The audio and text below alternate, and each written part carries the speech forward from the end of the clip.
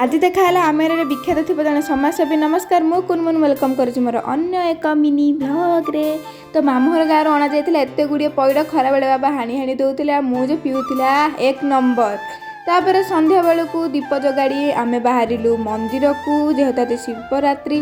तो प्रथम जाइलु आम काली मंदिर देन पाखरे थिला आम शनि मंदिर सेठिकी जाइलु। तापर बाहर आम नीलकंठेश्वर मंदिर को रास्ता पूरा अंधार बेला कहनी। नीलकंठेश्वर मंदिर तो बहुत सुंदर देखा जाउथिला। भितर आज प्रबल गहली थिला भितर मध्य आउ भजन समारोह आयोजन कर आम बाहर थिलु बैराणी। बैराणी प्रथम जाइलु लोकनाथ मंदिर। लोकनाथ मंदिर भिड़ प्रबल बहुत सुंदर मत देखा तापर आम बाहर थिलु स्वप्नेश्वर मंदिर को। स्वप्नेश्वर मंदिर आम देखलु आलती सेठी बाहरी आम जाइलु जटेश्वर मंदिर। जटेश्वर मंदिर तो आज बहुत सुंदर देखा पूरा लाइटिंग लाइटिंग आठ देखाला आम एरिया प्रतिष्ठित थी जड़े समाजसेवी रंजिता साहू। आपन मनोरंजन से चलता आमर महाभारत।